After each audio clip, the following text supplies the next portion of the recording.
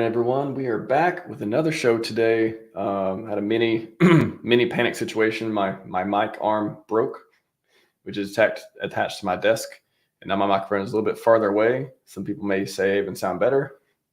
Funny enough, maybe you never know. But I got I got it. I got a setup over here. I got a setup issue, and I got a new mic arm on its way. But I was like, oh, I got to stream with Jesse in like 20 minutes, and then I spent like an hour like making this custom solution piece of wood, cutting it 45-degree angles, doing all the cool stuff, painting it. Like, oh, this is totally going to work. And I put it together, and then it just split apart and didn't work. And in hindsight, that sounds about right. But I've got another piece going on. Looks like it's going to work. It should last a couple days till I get some more stuff in. And yeah, that's not the mic. If I sound hoarse, it's not the mic. It's part of my voice where I've been panicking trying to get the stream going ASAP. Anyways, today, PulseX, have you heard of it? We got options for you. New community protocol, one I've been excited about for a long time, is out. And then a big component of it is out, which is makes everything a lot more interesting too. Able to take loans, open vaults and stuff on your PulseX, yield opportunities, yield arbitrage. We talk about that and how you can earn money, earn tokens, earn, get collateralize your stuff and go do things in the ecosystem with it. If you show wish, we'll go over the risks, all that stuff too. Talk about liquid loans a little bit, Imagine as well, and all that stuff. So anyways, without further ado, I'll get to chat in just a moment. Welcome back to the show. Just Ask Jesse. How's it going, man? Going good. You know, duct tape and rubber bands fix a lot of things. You know, if I could show you what I'm looking at, first thought was I'm going to use some rope. I'm going to rope. I tried gluing. I tried wood. And now I just got it fixed. It's fixed for now. It's fixed. So anyways, it's kind of comical. Maybe I'll take a picture and post it later. It's pretty funny. Nice. How's it going, man? Have you had any desk issues today? Or is everything going okay? No desk issues. Not today. Nope. Good. What about, have you had any problems earning money on your PulseX? Any issues there? I don't think anybody should have any issues with that at the moment because we have options that we didn't have before. Before, what could we do with our PulseX? You could liquidity provide with it, or you could sit on it, or you could sell it. Because people get bored just holding things for a long time. You know, staking makes like with Hex, it makes it easy to lock something away, and then you just can't touch it. But we didn't have any of that sort of stuff with PulseX, so people get too tempted and they like to move on to other things where they can play around, right? Well, now you can actually put that value to work for you. And there's risks and there's also rewards for doing so. But we have an option now called Earn Protocol where you can collateralize your PulseX and mint yourself some stable coins. And there's all sorts of stuff you can do with that. Yeah, let's paint the landscape real quick too, because so PowerCity launched, Watt tokens got distributed, all that. And then a few weeks later, so Earn Protocol launched. Why is that such a big deal that it's launched, it's available? And like, you talked about the different options, the ecosystem. What can you do with PulseX? Like, why is this such a big deal for PulseX holders? Well, simply put, like I just said, right before, if you ever want to get some value out of an asset of yours, like PulseX, your only option would be to sell it. Now you don't have to sell it. You can simply collateralize and mint some stable coins against that and go on your way. If you were to go on Richard Hart's Twitter and search for the word loan or lending or debt, you'll find about 3 or 4 different times where he's talked about how powerful it is to be able to take a loan out against your what you hope to be your appreciating assets. And that's important. Some of the smartest, richest people in the world have figured that out, that there's tax advantages for doing that, that you can, if something is going up in value a lot, you can just retain all that excess value. There's some really cool math behind that people like to hear when they get in the FOMO mode. And I'd like to talk about this. You can run this math in all sorts of ways, but we talk about doublings a lot in this community. You often hear you could sell on a double, sell on a double, sell on a double, sell on a double. And like in general, the people who talk about that, they're selling half their bag on a double. because the first time they do it, they have a free position, and they just do that every single double. And if you had 20 grand and you sold on a double 10 times, you'd end up with 220 grand, and you did okay. You did just over 10x.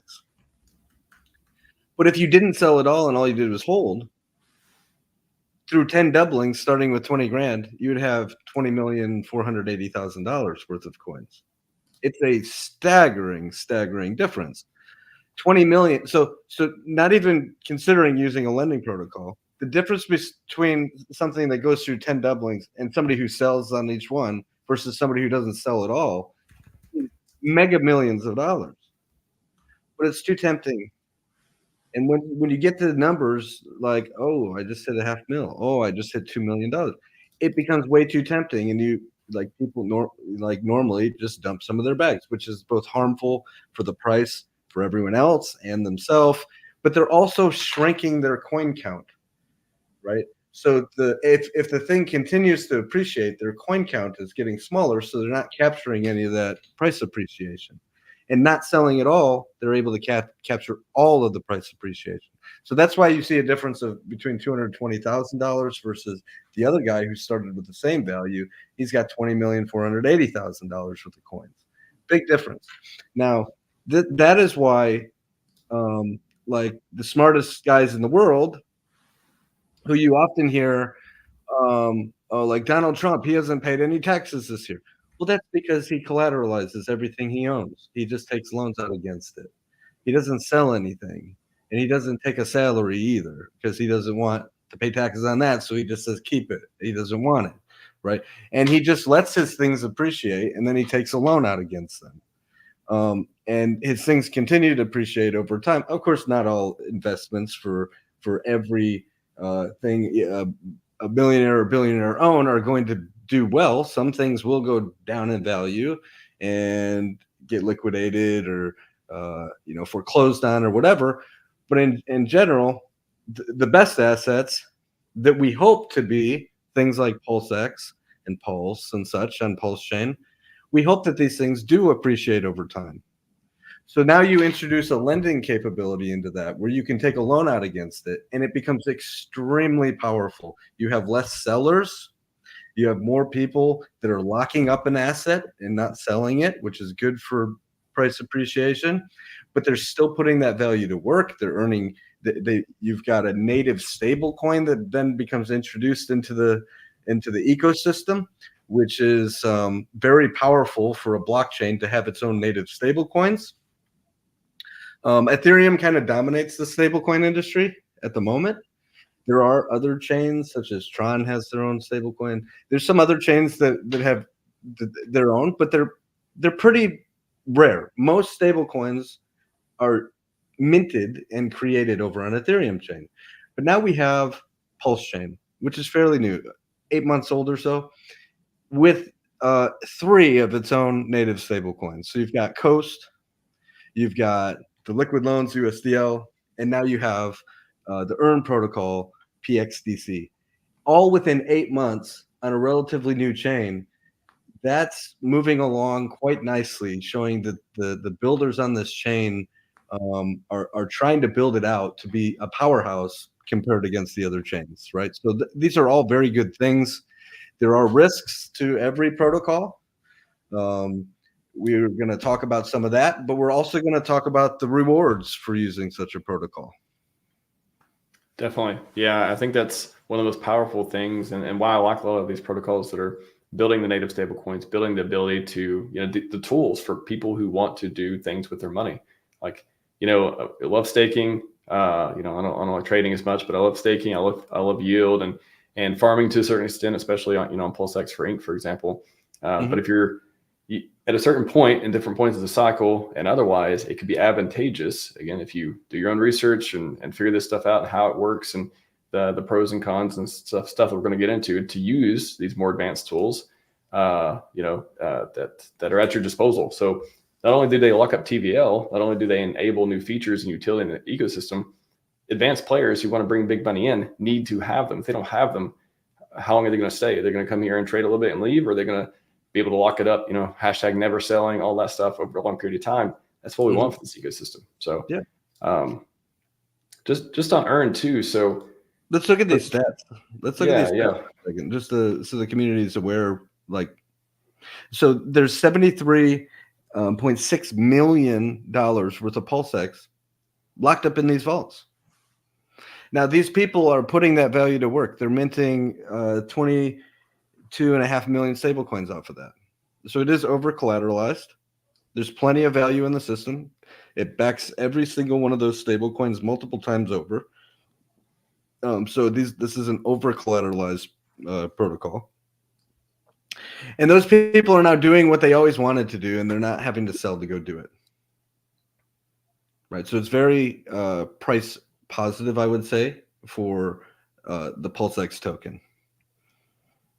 And you basically on the collateral ratio, that's basically, the supply. This number equals the TVL essentially. So the TVL is literally the PulseX value that's locked into those vaults. So the TVL is $73.6 million for the PulseX. Otherwise, 885 billion PulseX tokens. All right. Those are in those vaults. And then people have chosen to mint some stable coins against that same value. And they've minted $22.5 million worth of value against that. And it could be, from 100%. I guess what is the minimum? 110%? Minimum is 110%. If you're like a real degen who doesn't care about losing your PulseX, which there are some of those. There are people who collateralize at the lowest position because they just want to grab as many stable coins as they can and go farm with them. So on that, the risk there, if you do it at the lowest, if you're in line for the lowest collateralized vault, you are at the front of the line for redemptions. Liquidation for liquidation. For liquidations. Okay. If you're down, if your debt position gets down to 110% of what you've minted. So if you've minted 500 stable coins, but you've only got $550 dollars for the PulseX in the protocol, you're going to lose that PulseX, and as such, you're going to lose that extra $50, right? So the strategy there is to be as far in front of those people as possible. However, though, what if everyone just does like 200%? Then even if you do 200%, you're still going to be. Well, we're not to the redemption piece quite yet, and we're going to talk about that. Okay. Right. So talking about liquidations, you don't typically want to be liquidated, right? And it's fully manageable. You can pay back your stable coins at any point. You can pay back a portion of them. You can mint more of them if the value goes up. If you're like, oh, I feel like I'm over collateralized, let me mint some more. You're welcome to mint some more. Well, you can just on that piece, I think it's interesting for people. So if the price goes up with PulseX, for example, you open a vault, price goes up, your collateral ratio, you put it at 150%, 160%. The price of PulseX goes up. Does that mean your collateral ratio goes up too, and you can mint more from it? Absolutely. So if you wanted to maintain yourself around, let's say 150%, and the price of PulseX 2x's, you'll find that your collateral health is now 300%, for example. You're like, wow, I got all this excess value here, but I really was comfortable at 150%. So you can mint a whole bunch more stable coins if you choose to. And you can pay these things back at any point, or a portion of them at any point. You can top up your PulseX. You can withdraw excess PulseX all the way to put yourself down by 110 if you wanted to. I don't suggest that. I don't suggest anything. Use the protocol how you want to, but you can put in PulseX, you can take PulseX away, you can mint stable coins, you can return stable coins. And you are the one that's in control of your own collateral health. And that has to stay above 110. And as an average for everybody in the system, it enforces 150% average across the whole system. Okay. That's for the liquidations part. Mm-hmm.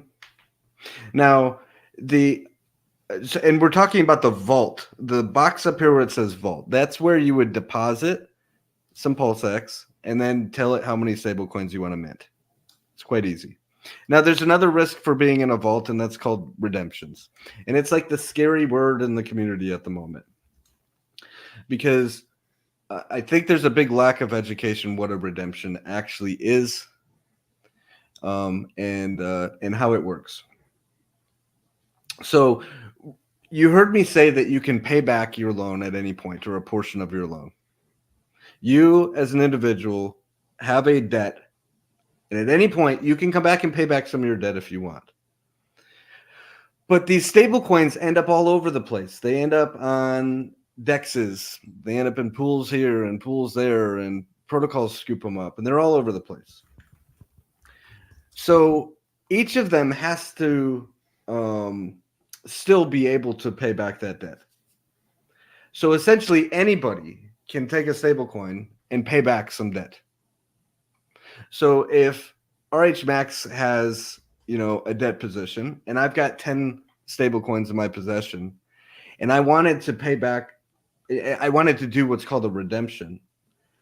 I click a button, I deposit 10 PXDC, which burned themselves out of existence. And if he happens to be the lowest collateralized vault, it's going to pay back $10 worth of his debt, and it's going to give me $10 worth of his PulseX. It's a wash. Okay. In normal circumstances, it's a complete wash. He had $10 of his debt paid off. And remember, he already has those stable coins. So if he chose to, he could just go buy the PulseX back. He's in the exact same position he started. The action of doing a redemption actually raises the collateral health of the vault that had the redemption done against them. It's really cool math. If you pay the portion and you remove the same portion from the collateral, you run the math and say, oh, it actually increases the collateral health. So it's good for the ecosystem. It's always driving the health a little bit healthier for those lower guys, because redemptions always happen from the lowest vault up. All right.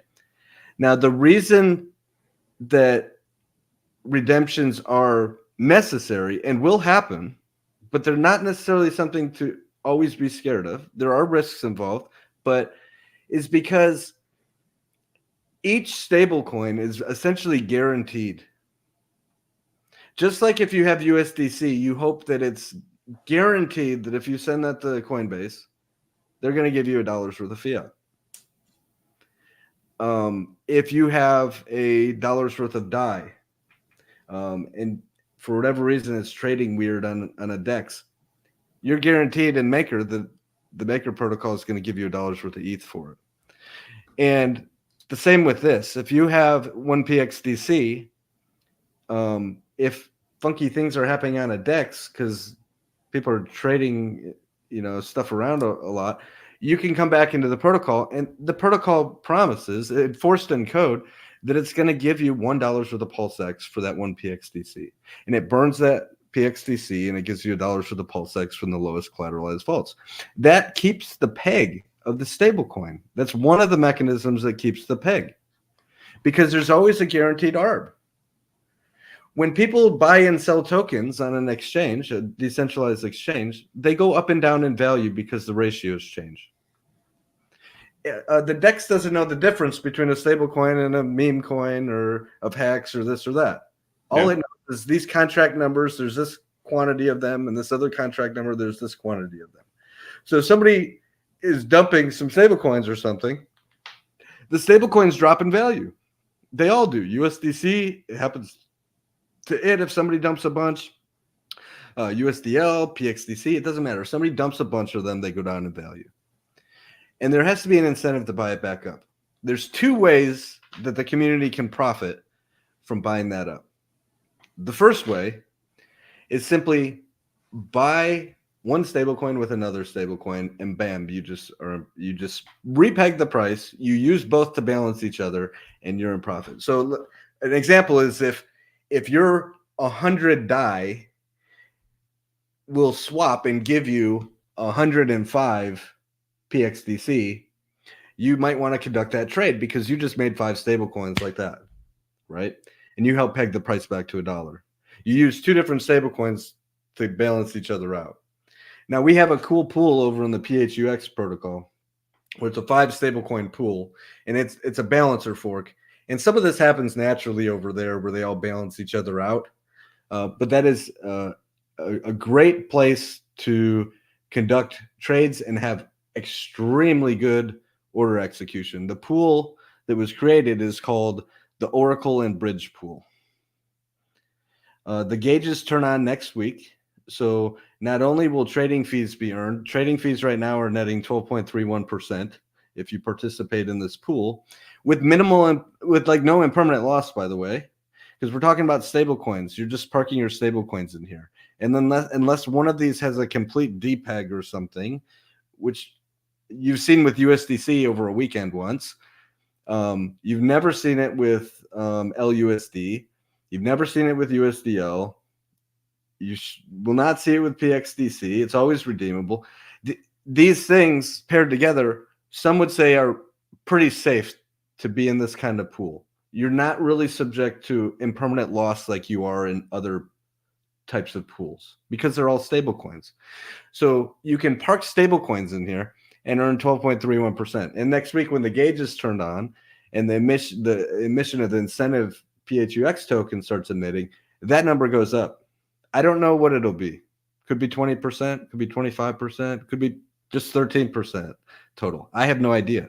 Depends on how many people vote, how much participation, how much volume, how big your bag is of the VFUX tokens. But that number is going to go up. This pool has great order execution. You can swap quite a bit of one stable coin for the other, and this is designed to all start balancing each other out. This is the best place to trade. Now you can use if you were to go to PulseX.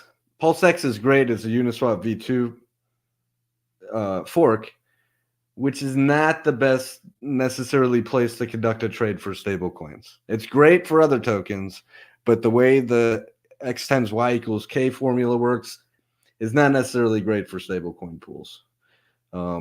So everyone needs to be aware of that. So anyway, we talked about one way to peg a stablecoin value. Just buy it with the other stablecoins. The other way is to buy a cheap stablecoin that you see and go redeem it. So if you find cheap USDC, you can buy that and then go redeem it to Coinbase, right? You just made some money. Granted, you have to go back through TradeFi or whatever because you have cash now, but which sucks, right? Okay, so what happens with something like Earn Protocol?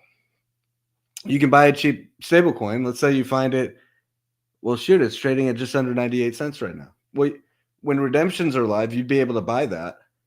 And now you have two options. You can, you can just simply use DAI or USDC or something like that and buy it and watch that value repeg itself and you profit. But the other way is simply just buy it with anything you want and then redeem the PXDC back into the protocol, and you know that you're going to get $1 for the PulseX for each one of them. So that guaranteed $1 for the PulseX is what entices people to say, that thing's 97.5 cents. I know I'm going to get $1 for it here in about 2 seconds when I click a redeem button. And you just made, 2.5%, right? Minus the fee. And that's it starts at 0.5% to do a redemption. It ratchets up to prevent like huge volumes of redemptions from happening. I just want to talk about ask a question on redemptions too, because that's a lot of people familiar with liquidations. That's what the whole focus has been with all the one protocols. Hey, don't get liquidated. Hey, don't get liquidated. And then redemptions have came into the limelight in the last few weeks or two. And what would you say to people who just, if they just don't understand, they feel, even if they hear explain, okay, I get it. How do I not get redeemed? How do I avoid that? Is there something I can do? If you have a vault and you don't understand what a redemption can do to you, from the bottom of my heart, my suggestion is do not have a vault. There are other ways to participate in the ecosystem. You can buy these stable coins on the open market and park them in the stability pool, go liquidity provide, earn rewards here and there, wherever you want. You can buy the Earn token on the open market if you choose and stake them in here for the fees. If redemptions scare you, it's most likely because you don't understand them. And if they still scare you or you don't understand them, just don't have a vault. There are other things that you can do in this protocol that are awesome. Right? Let's say somebody kind of understands, but they're a little scared based on everything going on in the ecosystem. is there a best practice? Is there just a way? Is there anything they can do? Any knobs they can turn to be like, okay, I'm gonna at least be further down the line for redemptions. Like how can they avoid it? Is there any way to avoid it? Like you would, any similar ways such as liquidations? Sort of, but not really. When everybody's doing, we got to fill stadiums, Jesse. You got to help me fill stadiums here. We got okay. So listen. You can redemptions will always occur from the least collateralized position up. And a redemption is not the same thing as a liquidation. A redemption is somebody paying your loan off for you and taking an equal proportion value of your PulseX, unless PulseX is pumping really, really hard at that moment in time. Okay. So you may have, $100 worth of your debt paid off, and you'll notice you're also short $100 worth of PulseX for your vault. It's literally a wash at that point in time. Now, if some big whale guy comes in and he's buying up PulseX with $14 million during that period of time, and the price has pumped, we'll say 60% or something, and you wish to have those PulseX, it pumped. Sorry, you're not going to buy the same quantity of coins back if that's what you wanted. But it could equally do the opposite because things go up and down, right? So you could be redeemed and you notice, I was redeemed some or all or whatever. And you go back and wow, I just bought my PulseX back with my stable coins I have, and I have more than I started with. That happens too. There's Hexacat over in the Liquid Loans chat. He's an admin. He gives some examples where he said he's been redeemed against several times because I guess he keeps himself pretty low collateral house compared to everyone else. And he said, but he always was able to buy back more PulseX than he started, or more Pulse rather than he started with. But that's if PulseX is going up, that gets harder, right? But if the thing is pumping really hard when you're redeemed, well, that risk is always there. You chose to take a loan. Okay. You're putting that value to work for you. You're making money in the stability pool. Maybe you're earning those earn tokens. You're staking those for the fees. You're earning a bunch of fees over here. Okay. You've got these positions where you're earning some value. And the risk that you're taking on is that if you're one of the lowest collateralized vaults, you could be redeemed against for like value. You could have your debt paid off proportional to some PulseX taken. But if the price is pumping, which how often is that going to happen? You could get into this situation where, now it's not even all your collateral. Look, you could have $1 million worth of collateral and have a $500 loan. Okay. The only thing that you would ever lose is that $500 for the PulseX was redeemed against. That's it. All of the rest of your collateral is always there. It's always still yours. Nobody gets to take that away. But you might have lost some opportunity cost, $100 or whatever, or lost if you were to try to buy that back because the price was pumping a lot, and you're like, oh, I want that. I really wanted that $500 worth of PulseX, but I can't get it back because the price went up a lot. Or the price went down a lot, and you now have, buy $500 for the PulseX, and you have more coins than you started with. But all that excess is always yours. People think that a liquidation they lose their entire vault, which that's also not true. I think the concern is just liquidations, redemptions in general. It's redemptions. You open up redemptions. Let me correct what I said. With a liquidation, yes, you lose your entire vault because your vault is worth the same thing as what you've already minted, right? Plus 10%. With a redemption, people think that it's like the same thing as a liquid. It's not. You don't lose your entire vault. You literally had somebody pay off your debt, and proportional to that, you had some PulseX taken, and you can buy that position back. Right. There are some bots that are arbing a whole bunch of stuff on the chain constantly.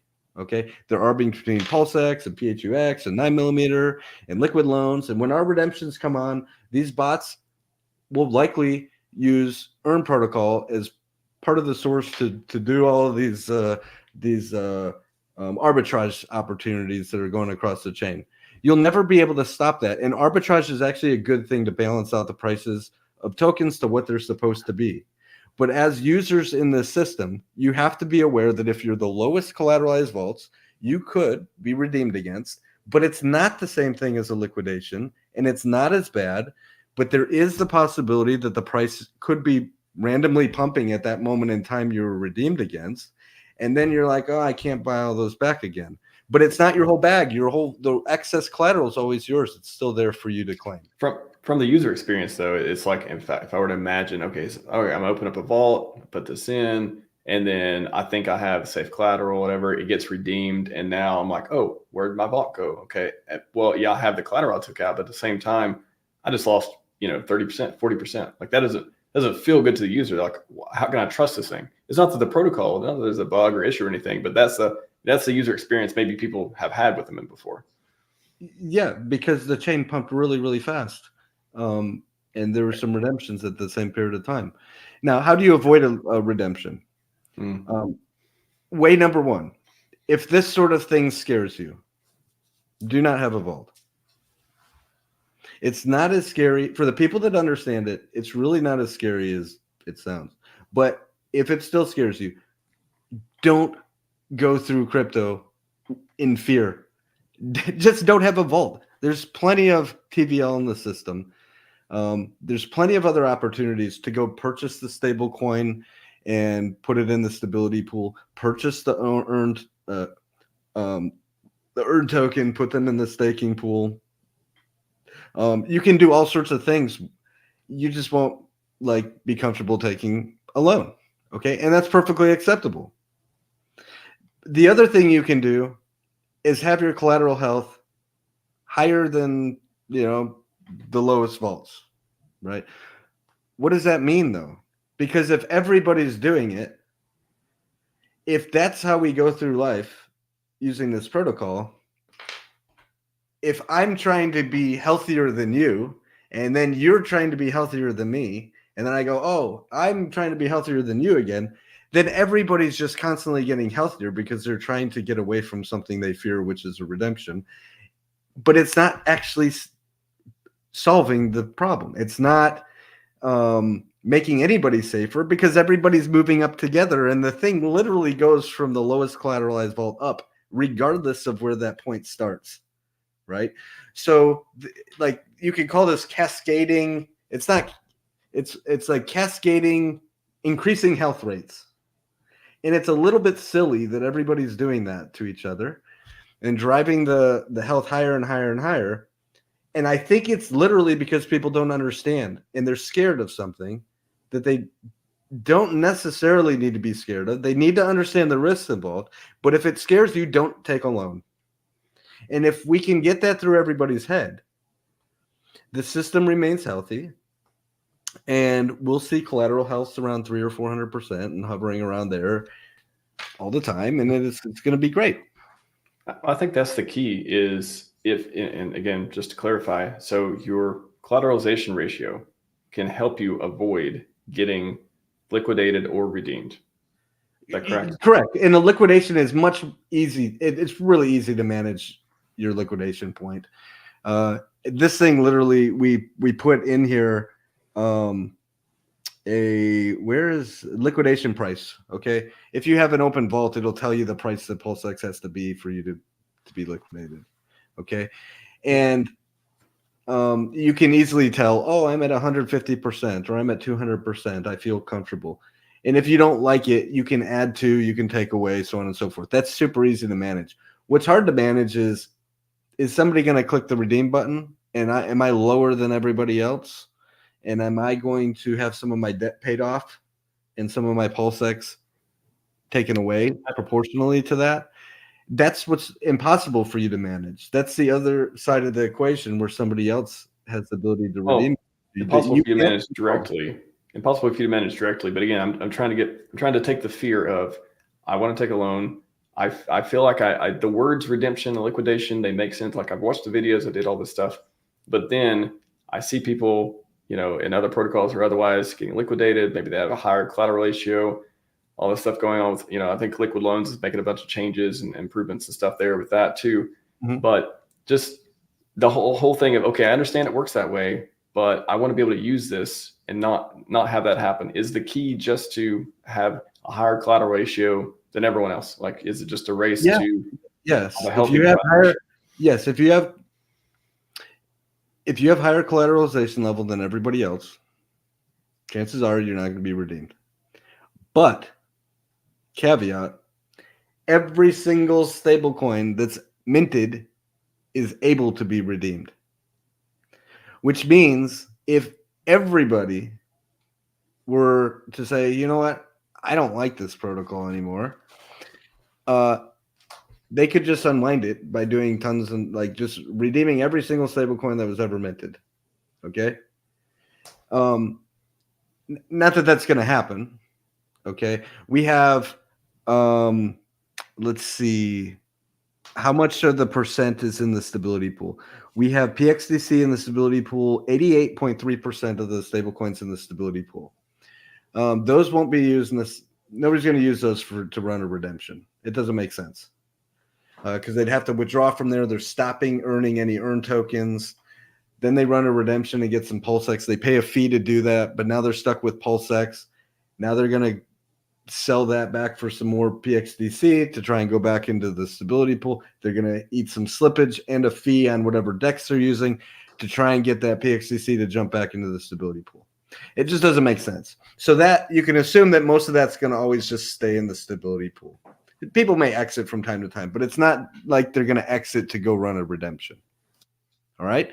Now, the other tokens in existence are what's on the liquidity pools. And we should have taken a look at it a minute ago, but just a rough guess, I don't know, 2 to 3 million stable coins in PXDC between in the pools in PulseX and then PHUX. Because yeah, we'll just go with like be somewhere between 2 and 3 million stable coins. All right. So how many stable coins are liquid in people's wallets? We can look on chain, but let's just take a rough stab at 6% of them. The only redemptions that could ever occur would be, say, 6% of all the open debt. So you can kind of start to figure out, well, how many open vaults are there and how much PXDC is liquid in people's wallets? We'll say 6% or 8%. So let me put myself at least above, out of all the debt in existence, which is 22.5 million, I want to be at this collateral ratio to put myself over being able to be redeemed. Right now, we don't have a thing for that. We haven't built a thing so you can look at that. We may not. I have no idea. Okay, but you by knowing or taking some good guesses at what's liquid in people's wallets, and then thinking about the ratcheting fee as well to run a redemption, you can kind of place yourself in a level where you're not going to ever be redeemed. But if everybody's doing it, then nobody's doing it. Because it goes from the bottom up. So if you were to do that, and I'm below you, and I'm also doing that, so I go above you, and then you see what happens? Yeah. And that's kind of what's happened over at Liquid Loans, but it's literally because people don't understand this, or they're not running the numbers like I'm talking about. Well, that's what I want to get into too, is how, again, I think they're making some improvements and stuff over there and otherwise, but people are probably asking, we see redemptions aren't even able yet for PowerCity, but how can people have faith that, things are going to run, smoothly with PowerCity, or is there differences or things that you all have looked at and learned from or had to change from looking at things? So the biggest piece is this education piece that we just covered. All right. And understanding what a redemption actually does. Is it scary? Well, it can be if the price is running away. Right. The other piece is the Oracle price close to the spot price. That is a big deal. And you have to have those two prices close together. Otherwise, there's just always an arb opportunity that you don't want to have there.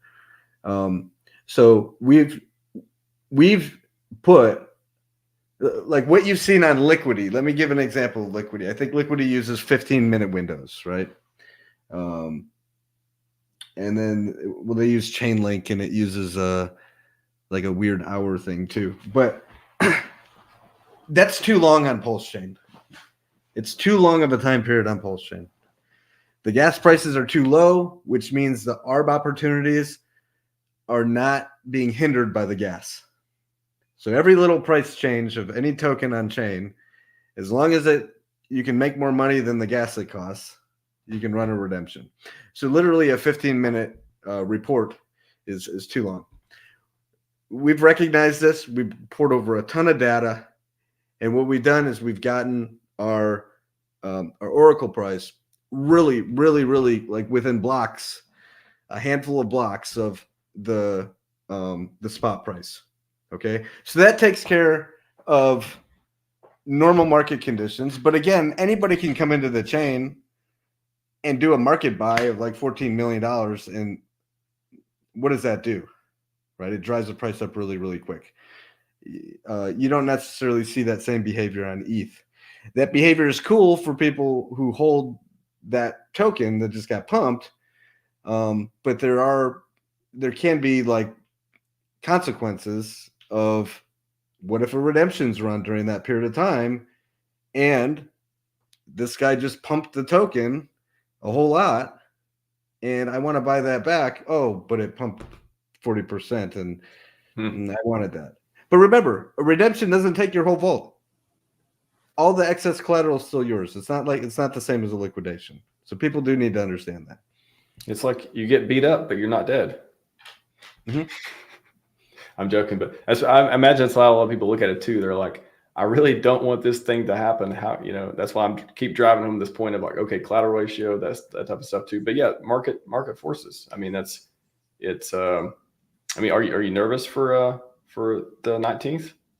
For the redemptions? Mm-hmm. It'll be interesting to see. I have a guess in my head what number may be used to redeem on day one. I mean, there's been some dips in the price of PXDC, especially with redemptions still being off. It's a little harder to maintain a peg when you can't do a redemption immediately. So there's likely been some people who have seen these dips and bought it, and they're waiting to do a redemption. I don't think it's a huge quantity. And proportional to the debt of $22.5 million, I think it's going to be just fine. I don't think anybody has anything to worry about. Yes, there will be redemptions. They're going to turn on. There's another side to this, y'all. There's a redemption fee. Who gets the fee? The stakers of the earn token. So if you're over there staking earn token now, you can see that you're collecting PXDC anytime somebody mints some. And starting on Tuesday, anytime a redemption is run, you're also going to be earning PulseX. So whatever you're making now, I can't say that it's going to like double. I don't think there's going to be equal amount of redemptions as there are mints. It's possible. There should be less, but that number's whatever you're making over there now in the staking pool is going to go up. And the core stakers over there, the Watt stakers in the core, they're also going to be collecting PulseX starting on Tuesday.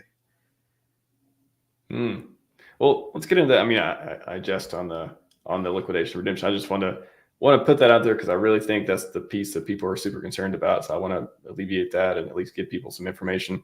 But also this interface I was telling you in the green room, man. I've been playing around with it.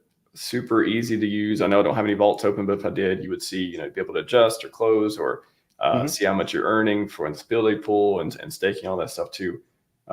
Really great job on just being able to, I know what these buttons do when I click them. I know how to adjust things. This is cool.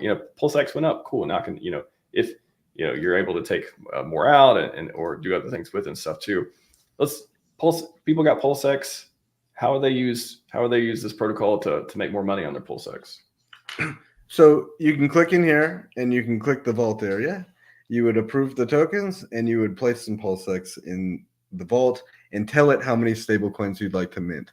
And it'll show you your collateral health, for whatever figures you put in there. And you can adjust the numbers to put yourself at a collateral health you like. All right. Once you confirm that transaction, you'll notice you have PXDC in your wallet. What do you do with it now?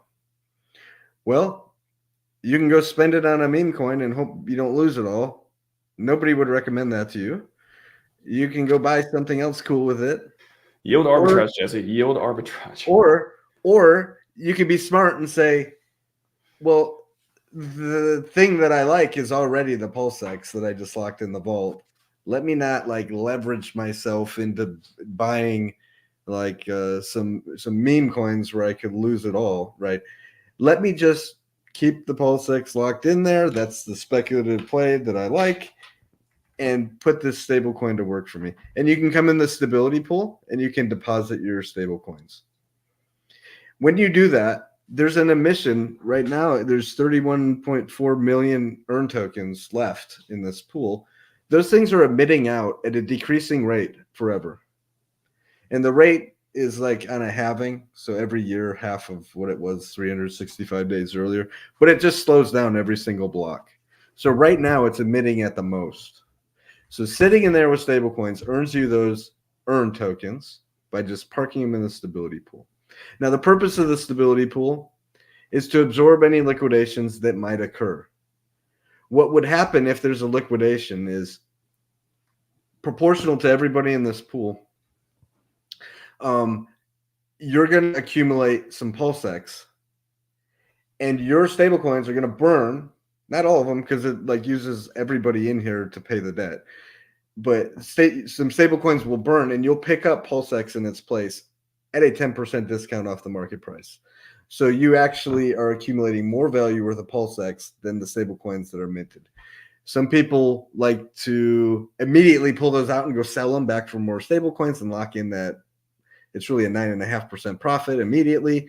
Other people are happy to use that as a method to accumulate discounted PulseX. The choice is yours. It's your PulseX. It's your stablecoins in here. Do whatever you want with them. And it's your earn tokens that you're earning.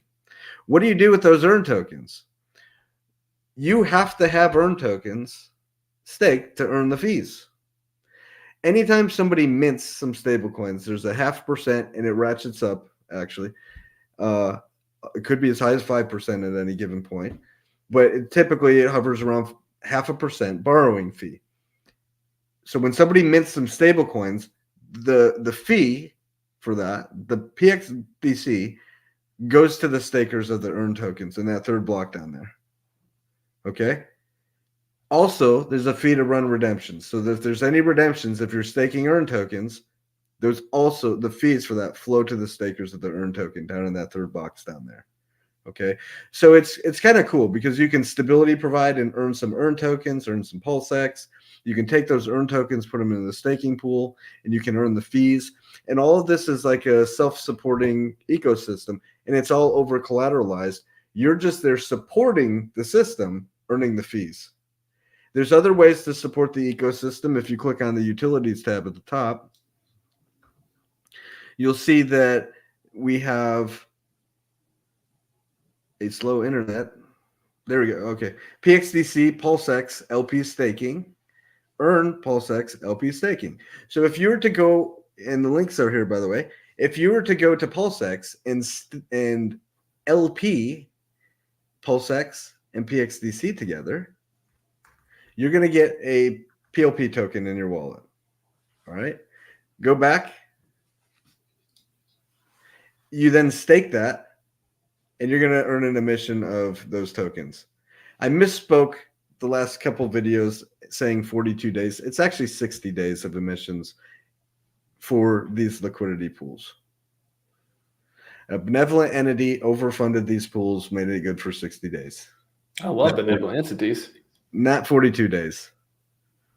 Right? So 60 days is much cooler than 42 days of free rewards for people. Also on, you joked about the meme coin part, but the yield arbitrage I think is interesting here too. Again, advanced users know what you're doing or whatever, but if you're able to borrow on your, especially when, so yeah, let's talk about that for a minute. So when things are going well, when PulseX is going up and you have a vault and it's going, you open a vault, you have a certain collateral ratio, maybe you set it at 200%. and then PulseX price goes up, and now it's actually it's at 300% now. And then you for example, you could take more from that, and then now you have more stable coins to go do something with. For example, on the PulseX pools, I mean, there's plenty of, obviously, we talked to the different liquidity providing and stability pool and stuff like that too. But if you look at the farms on PulseX, oh my gosh, these APR numbers have went up recently, haven't they? They are. Wow, wow, wow. So you think some people will be making plays around, especially since ink is popular again, the ink pools or the PulseX pulse pool, stuff like that. Kind of, taking it out. Okay, PulseX price goes up, take more out, put it into a farm, and then that sort of, what is, I mean, I guess kind of like the haunted strategy, like somewhere in that realm type of thing. You could. I mean, there's risks in doing that, right? So if you don't want to sell your PulseX for one of these tokens that you want to farm with, you absolutely could just collateralize your PulseX, mint some stable coins, use that to come buy one of these coins and farm over here. Okay. And when you get tired of farming over here, you pull out your LP, you reacquire some PXDC, and you go pay back your loan, and you still have your PulseX plus any rewards you made while you're farming over here, whatever percent it was. What if ink paid off your loan? That'd be cool. Right? So you could absolutely do that. There are risks in doing so. And those risks would be if the value of your farming tokens goes down, and then you can't buy back the quantity of PXDC you'd like to pay back as much of your loan as you'd like to, right? But again, if these coins go up in value, then maybe you're just making money over here. And when you withdraw your positions, you can easily buy back your PXDC and still have a whole bunch of extra free coins that you have now because it didn't cost you as much to buy back your stable coins. So you have excess now, and go pay back your loan or whatever, or keep doing the system. There's risks both directions. Things can go up, things can go down. You could lose it all, technically. Like if you minted some stable coins and you blew it on a bad call, and not only did you lose those stable coins, but you don't have a way to pay back your loan. Now you can withdraw your excess collateral if all of a sudden you're like, oh man, I messed up. I can't withdraw my entire stack, but I can withdraw anything over 110%. Right? You could do that and then just forget about that wallet if you wanted to. That's one choice. But the risk is literally you could just lose your stable coins and not be able to pay back, and like you're liquidated and you lost all your money, right? It's like leveraging. Yeah, it's not the safest play. The safest play is to mint stable coins and just park them in the stable coin places, right? The stable coin pairs, the stability pool. Those are the safest things you can do. So you're always ready to pay back your loan if you want to. And the market conditions too, for example, I mean, what we hope happens is price go up. How different is it using it? It's in a bull market versus sideways, bear market, that kind of thing. Is it, price goes up again, you have more collateral, perhaps your collateral, if your collateral ratio goes up, you're safer from liquidations, redemptions, stuff like that. Yeah. Is this the time? Like, when is the time when is more the less and more risky time to open vaults and stuff? Is it like the beginning of a bull market, the top of a bull market into bear? Like, what are the different risks and stuff you would come into play there? There's different sorts of risks for different times, and there's different strategies for everybody. You will see people that choose to under collateralize during the bull market, or when they think the bull market's going to top out. I literally watched that happen with a vault, where when the PulseX price pumped a whole lot the other day, all right, I watched a vault that was very safely collateralized. Like, I think they put themselves down to like 120% or something, pretty close to the top. And I was like, oh wow, this is interesting. Let me watch this vault. That guy did that on purpose, and he did it on purpose as a stop loss. He said, you know what? If the price moves down 20%, I'm going to get liquidated, but I just secured all these stable coins in my wallet. He literally used it as a stop loss, and the price retraced, and that guy did the right move. He took a chance by putting a pretty low collateral health after a giant run up. That move is not for everybody. It is a super advanced move. I would not suggest it. But that's what that guy did. There's other people that say, well, I would be more comfortable being lower collateral health during the beginning of a bull market, because as the value of the collateral goes up, it's just going to keep increasing my collateral health, and I'll be able to mint more along the way the entire time. So it's like there's literally two completely different schools of thought, and it's healthy that the ecosystem have both types of all sorts of people using it for their own purposes. That's okay. There's no one glove fits everybody in this protocol. You can use it however your heart desires. Is it harder to use it, or I guess more risky to use it? For example, a lot of people, if they want to get liquidity and not sell at the top, if they're able to, if their plan revolves around that, hey, I'm going to take a portion of crypto. If I feel like this is the top, I'm going to, take it out in some way. Hey, loan's an option. Is it riskier then? Because if the price goes down after that, you got to keep, you risk the liquidation part. You got to keep, collateral ratio up versus. Well, there's people who try to time the tops and time the bottoms. And what this protocol could allow somebody to do is essentially have unlimited upside potential and downside 10% loss risk. So the gamble of having a vault here is, one, again, you can always collateralize yourself at whatever safety level you want to. But if the value of your PulseX gets within 10% of the stables you minted, you're going to lose that PulseX. That's a 10% loss, right? Okay, that's your downside risk there. The upside is unlimited, however, because the price of PulseX could go up 2, 3, 10, 100x, 500x. Guess what? Those coins still belong to you. They're still yours. You can still withdraw those. You can mint additional stable coins off of that excess value. So you see how you're putting some value to work for you. The downside risk is if you let it get down to 110%, which is fully manageable by you. The other risk is if you're redeemed against while there's a big pump, whatever that level of pump is, you may not be able to buy that amount of PulseX back, but you also have unlimited potential. So there's risks, but there's also rewards in this protocol, and everybody has to make their own decisions. I think that's the cool part to emphasize too, is when you open the vault, and you take you collateralize it, however, and the price goes up. I mean, maybe some people think, oh, the price goes up, now I have that much more to pay off in the future. I don't want price to go up because now I got to pay that much more off.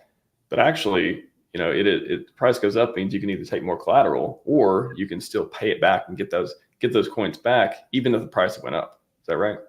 Yeah, even if price went up. I mean, so you could, let's say you have a vault, price goes up of your collateral, maybe it goes up 2x. And you're like, wow, I didn't like having. Now you can mint more stable coins and just keep minting stable coins behind the price going up. Cool. Or maybe you're just sweating bullets because you're in a vault and it scares you for some reason. And you say, ooh, I'd rather not have a vault. No big deal. Withdraw your excess collateral. Go buy some stable coins off the open market, pay back your vault, or withdraw your existing stable coins from wherever you put them and pay back your vault and go about your business. The choice is yours. You can use this protocol however you want. Just going to get the questions here too. Watermelon says, is EARN deflationary token? And first question, what makes EARN go up and down? So EARN is not deflationary. There's no buy and burn. It has an emission. It's a reward incentive token that emits out to the stability depositors. Okay. People always say, why didn't you make a buy and burn? Well, We didn't code that in. And if we wanted to buy and burn, instead we would have just slowed the emissions down. Same thing, right? Crank it down. Instead of it on a halving, it would have been like on a thirding or something, right? Like, so for this sort of thing, an incentive token, the buy and burn mechanism just didn't make any sense. And no, it's not deflationary. All the coins do exist already. There's 100 million tokens, but they are not all in circulation because they have to emit out to the stability depositors and then the claimers as well. What makes it go up and down? So buys and sells. That's it. That's what makes every token go up and down. More buyers or more buy volume than sell volume, the price goes up. Why would people want to buy it? You're welcome to speculate on it, but it does actually have utility of staking it for the fees.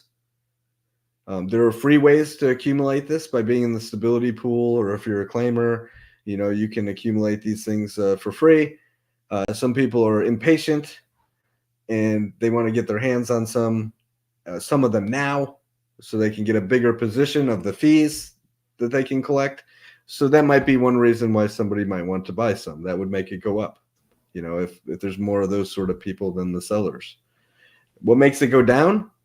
It's a free token that emits out. And while the fees are quite good at the moment, people are literally earning passive income with this thing. There's other people that just need immediate gratification and they just like to dump. Okay, that happens. So there's the thing goes up when people like to buy them and go stake them and use them what they're intended for. The thing goes down when there's people who like to claim these things or participate in the stability pool just to earn these so they can go dump them real quick. Those are normally the degens who end up losing their money elsewhere, by the way. But got another one here. Earn is 87 cents now. I feel like Earn will head to zero eventually. What do you say about that, Jesse? Yeah, so it launched at 25 cents. So it's up significantly from its launch price. It's a free token. I don't know what the market values it at. You literally don't have to buy it. Nobody has to buy it. You can earn them for free in the stability pool should you choose. Okay. This is a unique thing where its value is its use of staking it for the fees. And the more of them you have, the bigger proportion of the fees that you're earning. And there has been a heck of a lot of fees generated through Earn. I want to say like 40 some thousand of it went to the core already, and that's 16% of the supply. So we'll say like hundreds of thousands of dollars worth of fees. And there are people that absolutely will want this token. Does that mean it won't head towards zero? I'd have no idea what the price will be. There are people that don't care about the price because they get them for free and they just want as many as they can. If it goes low enough, they'll buy some or whatever. But it could equally go up for the same exact reasons. But there's no good way to value what is this supposed to be worth. Nobody's sacked for this thing. There's no. It's a free claim. It's like people are going to use it for its utility. I have no idea what the price will be. Could you give me more expectations? No, there's none. Like, accumulate these things and go put them to work and have a good time with it. In time, if people like it enough, I would hope the price follows, but there's no guarantee of anything. The markets will decide. Fox Modder asks, how come the staking pool doesn't have an APR? The staking pool APR is actually really, really hard to calculate because it's constantly changing. Because the only time there's fees, the fees flow in there, right? But like, what if we have like a whole day where there's nobody minting for some reason, right? It's wildly fluctuating is what I'm trying to say. There's periods of time where there's lots of mints and then periods of times where we're like, oh, like an hour went by and nobody minted anything. So it's just super hard to calculate. We are working on something. There's different ways to calculate it. We're working on something that makes sense for the most amount of people. I'm just letting you know it's a little difficult. Biffness asks, what's the difference between how this protocol's collateralization liquidation engine works and the engine behind liquid loans? Is one better or safer than the other? The collateralization liquidation engine, like the code is, for the most part, it's the same. This has a lower collateral or debt requirement. So over there, the minimum loan size is 2,000. Over here, the minimum debt size is 500. And they're using Fetch Oracle. We're using an on-chain Oracle, which is kind of separate from the code piece. But for the most part, it's all the same code. It does the same functions, the redemptions, the liquidations, all these things both protocols have. White Dude with Glasses says, would it make sense to build a protocol where everyone's collateral level is the same for loans? It's not. It's just not possible, and there'd be no good way to do like redemptions, right? So you want people to be able to decide how safe that they want to be. Because as I described earlier, there's people who may choose to use this as a stop loss. There's other people who want to place themselves at like 1,000% collateral health. And everyone has different goals for how they use this system. If you wanted everyone to be at the same collateral level, you would have to, it would be weird because you would have to force everyone to have the same exact amount of value. Like, oh, you're allowed to take a $500 loan, but you have to put in, $1,000 for the PulseX. And then the next guy, oh, you're allowed to, maybe he wants more. So he has to put in $1,000, but he has, or $2,000 and he can mint himself $1,000. And everybody is stuck and enforced with the exact same levels. It's weird. It's not fair. People want to be able to use the protocol how they want to. The redemptions happen from the lowest vault up. Liquidations happen when the value of anybody's collateral is almost at the level of their own mint. So like the system is fair and as true as it could possibly be, or it allows freedom of choices. We are our own bank with this protocol. Enforcing something like that just doesn't make any sense. It just doesn't. Gotcha. I love claiming at night or nocturnal emissions. Nice. Oh, I'm gonna steal that line maybe. Yeah. Nocturnal emissions. I was looking for questions. We got one. Pulse and PulseX really. Anyone think the PulseX ratio could go the other way versus Pulse? Yeah. Thoughts on that? These things always like move kind of together or in trail with each other for the most part. Like what PulseChain needs is we need a whole bunch of new users to come in and use the chain. Like if you really want the value of all of these things to go up, we need more participants in PulseChain, because otherwise it's just the one guy trading his hex for Pulse and then the next guy trading his Pulse for his INC, but then there's somebody else who's dumping his INC for Pulse, and everybody's just trading back and forth across each other, like giving these shares back and forth or something, right? And it like at the end of the day, if you like put all the tokens into a pile and you said what's the value of all of them, and the value is actually not changing at all. People are just passing them back and forth across each other. So it's kind of stupid, right? That's happening. We literally need more people on chain. We need people using protocols like this or enticed to come over to PulseChain because of protocols like this. The APR, 95%, okay? That's quite high. You don't see that on ETH chain. That number would go down if people from ETH came over here and they saw this protocol. Yes, they would FOMO in and they would start participating in this protocol, the APR would go down. Some people would complain, but oh, by the way, the fees would go through the roof because there's more people using the protocol. And it's the same for every other protocol on chain, whether it's PHUX or it's PulseX and the farming pools and this and that. The APRs feel great across all of these platforms. But the downside to that is they're only so great because we're not being diluted by all the ETH boys that need to come over here. ETH boys may come over here at some point. It's true. Pathways massage. Just join the stream. What's the go with those who sacrifice for PowerCity? I like to claim and stake. He's just asking about how to claim and stake what, I believe. Okay, so there's a couple different protocols, right? If you believe that you're eligible for a claim and stake, you would go to core.powercity.io and see if there's a claim waiting for you right there. There'd be a claim button at the top.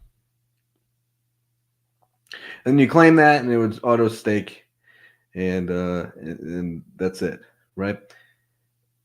If you are one of those people, you would also be eligible in earn.powercity.io, and in the earn statistics here on the right-hand side, you'd see a green button that says claim. And you click that, you sign the transaction, you claim your tokens. As often as you like for the next 6 months, 5 months and 3 weeks, or whatever it is.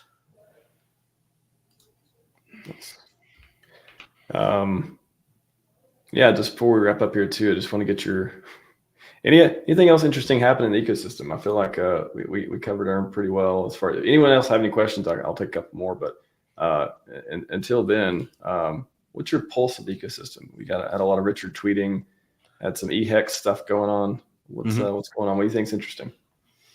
Well, it's all entertaining. And whether you were a holder of eHex or not, it's like I have sympathy for some people. There's an argument to be made that the ETH gas fees were always going to kill Hex. Absolutely true. Richard's not wrong. It's too expensive over there.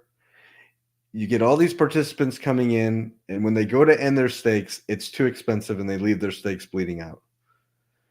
So when you have influencers or just like shillers of Hex over there that are telling people, buy this and stake it for a long time, and we already know that the gas problem is for the near and long term really unsolvable on ETH. You know, everybody assumed the gas prices would get cheaper when ETH turned into ETH 2.0. No, they stayed the same, and they will continue to get worse because it's just congested over there. So when you're telling people to stake and they're staking out for a long time, and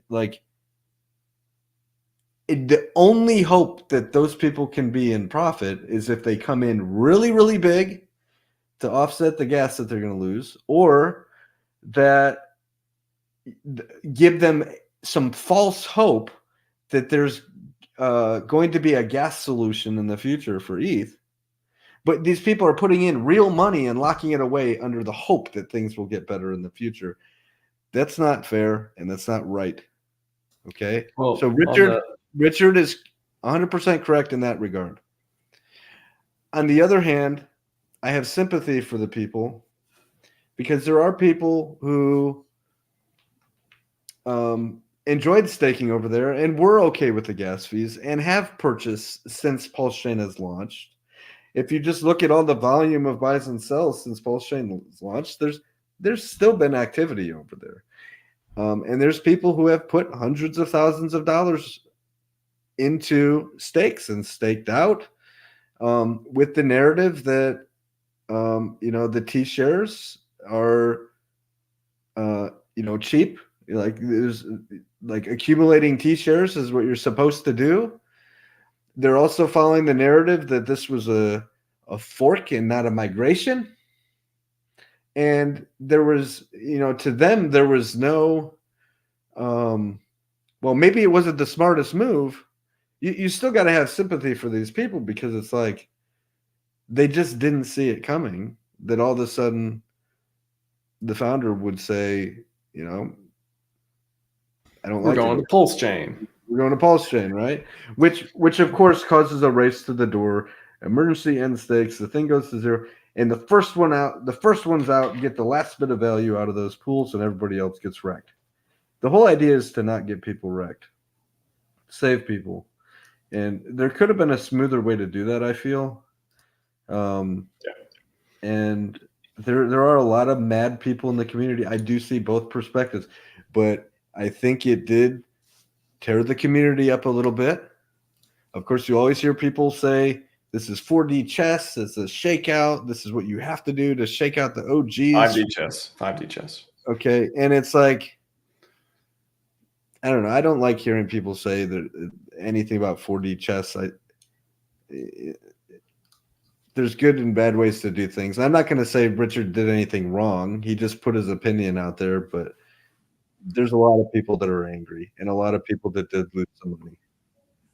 Yeah, I mean, I think there's definitely things that we don't know that Richard does and his plan and all this stuff too, which could be good in the long run. We don't know, or could be not. It's not really knowable. But do you think that people who are still interested in EHEX and stuff, it just turns into like a state, a pulled protocol, like a pulled stake protocol, where they're using Maximus, they're using other products to do it that way, and native staking, sort of goes away? Could you see that future? They may, but there also may be just a lot of lost trust and confidence at all, because these, like, again, there's people that put hundreds of thousands of dollars into Hex over there that just had this happen to them, and why would they stick around for some meme coin speculation play or some pooling thing when they were okay with the gas to begin with? So why would they participate in a thing when they were already okay with their own gas to begin with? So I don't know, man. I have no idea. But now they have no money to bring that into PulseChain because they lost it all to a handful of people who got to the pools first after the tweets, right? And we don't know that those people who got to the pools first after the EES are going to be able to even desire to bring their value into PulseChain. So that might be lost value that never comes into PulseChain. I have no idea.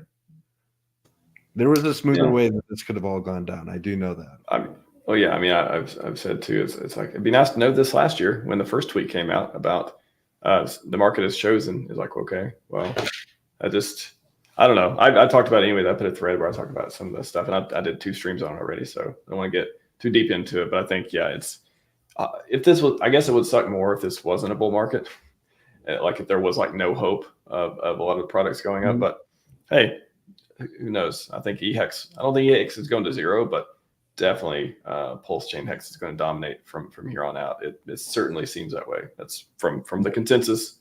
But yeah, it sucks. A lot of people build on it. You remember what happened to ETH Fair and ETH Pow? I don't know if you remember those. Oh yeah. No, I'm just thinking where you're going. Okay. So I mean, they literally just unwound, and eventually all the value got extracted from those pools, and they're literally meme coins now. Well, those you can stake over, you can stake over there. You could still go, well, if you can access. I don't know how hard it is to access those chains now, because I think like the bridges are, I don't know where the bridges are anymore, but like I think you can get over there, and if you have Hex, you can still stake it, and you can have your T-shares, you can earn extra tokens and all these things, but then you go to the liquidity pools and there's nothing there. Okay,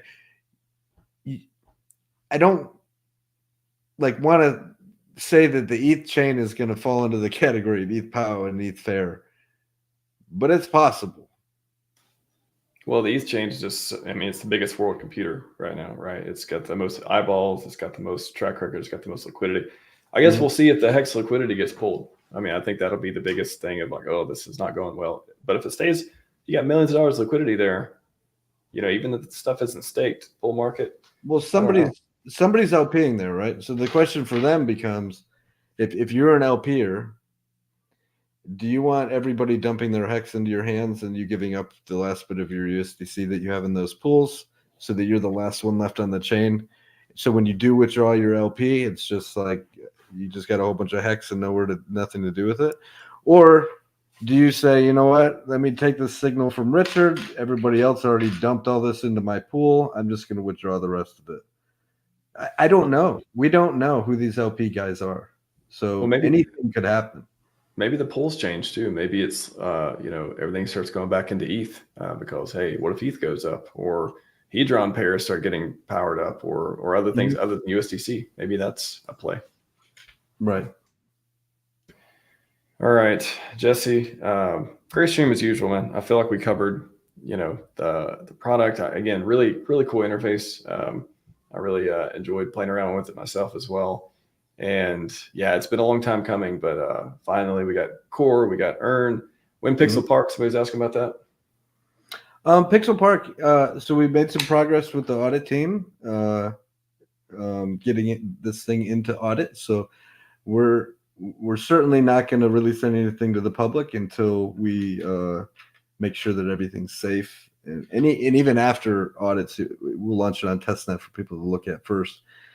The next thing that people should see is Amplifier, which is a front end on top of Liquid Loans and on top of Earn protocol that allows you to click, like, set up your strategies and click minimal buttons to compound your positions. So right now in like Earn protocol, you click here, you claim, you bring it over here, you stake it, you get the fees from there, and you go put it in the other. You might have like 5 or 6 or 8 clicks or something, right? Well, with Amplifier front end, you just tell the protocol in advance that that's what you like to do, and then you can click one button and it does all the transactions in one signing, right? I think you guys are really going to like that thing. We're going to launch that on testnet next for everyone to play with, get some feedback on what that's like, and then we'll go to mainnet with that. After that, we'll see the audits back. We'll do what we need to, to clean up whatever needs to be cleaned up, and then you'll see Pixel Park on testnet, and you'll see a bunch of commotion about that thing. 2 more weeks. Sounds like just 2 more weeks. We're almost there. All right, Jesse. Always a good stream, man. Love to rip with you about this stuff. And again, congrats on the launch and everything going on. And yeah, what do you want to take us out on? What's good? What do you want to leave people with? Don't be discouraged. It's still a young chain. There's always drama in the PulseChain community, and it always is entertaining, and we always get through it. And at the end of the day, we all love PulseChain and having our own playground to build things and play with the things we like. In time, users will come over. There's some hurdles we got to get through. We got to get the legal thing behind Richard. We got to get new users to come in. We got to get cool things built that don't wreck people. And people have to be educated, right? Like for an example, redemptions turn on next Tuesday. Educate yourself what that actually means, what the risks and the rewards of using a Vol to are.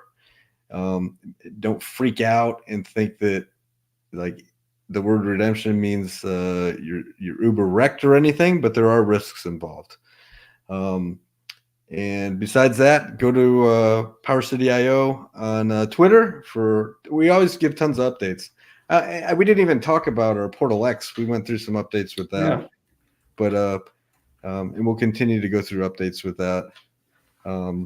But yeah, we literally don't have time for everything here. Go check us out on our Twitter and catch you on the next one. Yep.